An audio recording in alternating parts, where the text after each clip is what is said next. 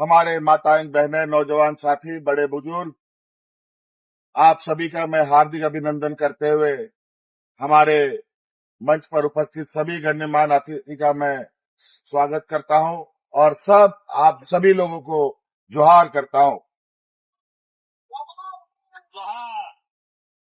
देखिए, अभी हम लोग रंगो नदी विधानसभा क्षेत्र के चुनाव प्रचार प्रसार में नहीं पहुंच पाए।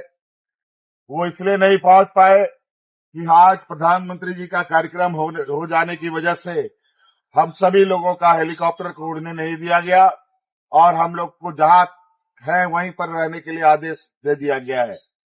और बड़ा ही विचित्र है, आज हमारे प्रचार को इन लोगों ने बड़ा सुनियोजित तरीके से ठप करने का ये प्रयास किया। प्रधानमंत्री अपने कुर्सी और अपने ताकत के बल पर सभी राजनीतिक दलों को इसी तरीके से चुनाव के अंतिम चरण पे जब सभी लोग बहुत रफ्तार के साथ प्रचार प्रसार कर रहे होते हैं, इनका प्रचार प्रसार कैसे कम हो, ये अपने शस्त्र का उपयोग करते हैं। आज आपके बीच में हम नहीं आ पाए, लेकिन हमारे जोश में कोई कमजोरी ना हो और किसी भी तरीके का हमें डराने का जो प्रयास हो, उस डर को हमें बाहर निकालना है, क्योंकि ये लोग इन किन प्रकार चुनाव जीतने का हमेशा से प्रयास किया है। कभी वोट चोरी करके चुनाव जीतना या फिर हमें चुनाव प्रचार प्रसार करने से रोकना। लेकिन आप सभी लोगों को हम कहना चाहेंगे, पहली बार असम की धरती में झारखंड मुक्ति मोर्चा ने कदम रखा है और इसमें जय भारत पार्टी और आशा के लोगों ने मिलकर आज यहाँ के आदिवासी, किसान, मजदूरों का हक अधिकार की लड़ाई लड़ने के लिए संकल्प लिया है। आज इसको लेकर के हम लोग विशुद्ध रूप से राजनीतिक मैदान में है और आज आपके हक हकूक की लड़ाई के लिए हम लोग तैयारी में हैं। इसके लिए राजनीतिक ताकत मजबूत करना बहुत ही जरूरी है और इसलिए गंगा नदी के सभी माननीय जितने भी हमारे मतदाता हैं, आप सब लोग, आप चुनाव बहुत करीब आ चुका है, आप सभी लोगों से आग्रह है और निवेदन करने हम लोग आए हैं। हम लोग वीर भूमि से आते हैं और हमें हक अधिकार कैसे लड़ा जाता है, कैसे लिया जाता है, हम लोगों से बढ़िया कोई नहीं जानता। और इसलिए आप लोग के बीच की जो समस्या है, इसको पहले चरण में लेते हुए राज्य के आपके असम के जितने भी चाय बागान के क्षेत्र हैं, इसको हम लोगों ने चुना है।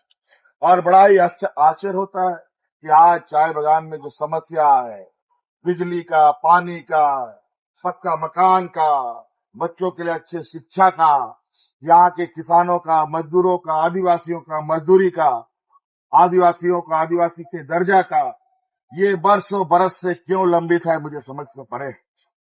बना था जब बंगाल नहीं बना था, जब उड़ीसा नहीं बना था, और जब आज असम बन गया, बिहार बन गया, झारखंड बन गया, उड़ीसा बन गया, वहां का आदिवासी आदिवासी बन गया और यहाँ के आदिवासी आदिवासी नहीं बन पाए।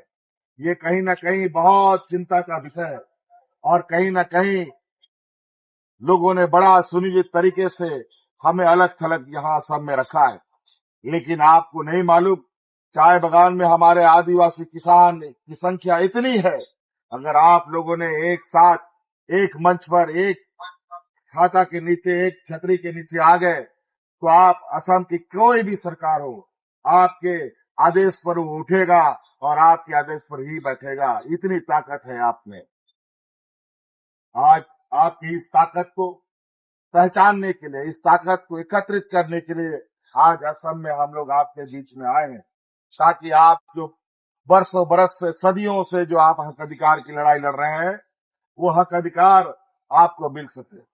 बड़ा ही शर्म लगता है कि असम के चाय बागान के लोगों को 250 रुपए मजदूरी मिलता है, जबकि देश का कोई ऐसा राज्य नहीं है जहां मजदूरी आज 250 रुपया मिलता हो। सभी जगह कम से कम 500 रुपया मजदूरी मिलता है। और आज आपके वोट खरीदने के लिए महिलाओं के खाते में 9,000 रुपया दिया जा रहा है। ये 9,000 रुपया अगले 5 साल तक आपको गुलामी बनाने के लिए इन लोगों ने दिया है। 5 साल में एक बार 9,000, ये बड़ा चिंता का विषय है। क्या 9,000 रुपया 5 साल किसी का चलेगा? कभी नहीं चल सकता। आज 250 में आप लोग कैसे अपना जीवन गुजर बसर करते हैं, ये हमारे लिए बहुत चिंता का विषय है। क्या खाते हैं, क्या आप रखेंगे, क्या घर चलाएंगे, क्या बच्चों को पढ़ाएंगे, क्या बीमारी में इलाज कराएंगे, क्या होगा आपके इस 250 में। आज इसीलिए आपका न्यूनतम मजदूरी कैसे 500 रुपया हो, ये हमें पता है। और आप हमारा साथ देंगे तो निश्चित रूप से हम लोग ऐसे नीतियों का निर्धारण करवाने का काम करेंगे जहां आपको 250 रुपया से 500 रुपया न्यूनतम मजदूरी आपको मिले। बहुत सारी बातें हैं, लेकिन आज हम आपके बीच में नहीं पहुंचने का हमें बहुत तकलीफ है। लेकिन आज इससे मनोबल घटाने का जरूरत नहीं है। आज हमारे सिपाही आपके बीच में है, आज नहीं कल हम आपके बीच में जरूर पहुंचेंगे। लेकिन अपनी ताकत को पहचानिए, एकजुट रहिए और अपने हक हकूक की लड़ाई को आगे अंजाम तक पहुंचाने का काम कीजिए।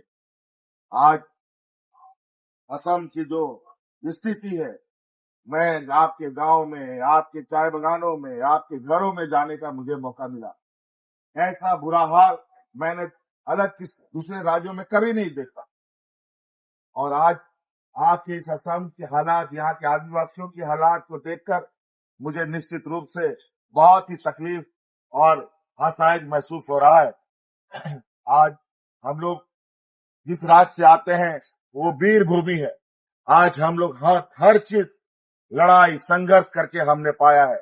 आप जैसे आदिवासियों की ताकत से, आप जैसे किसानों की ताकत से, आप जैसे मजदूरों की ताकत से हम लोगों ने अलग राज बनाया इस देश के अंदर।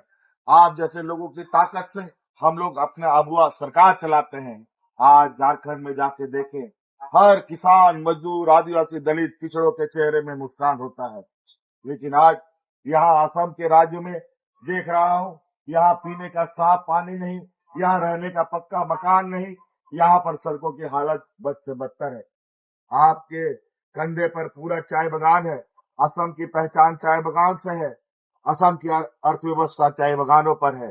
लेकिन यहाँ के किसान, आदिवासी दिन ब दिन आप सब लोग बेहाल होते जा रहे हैं।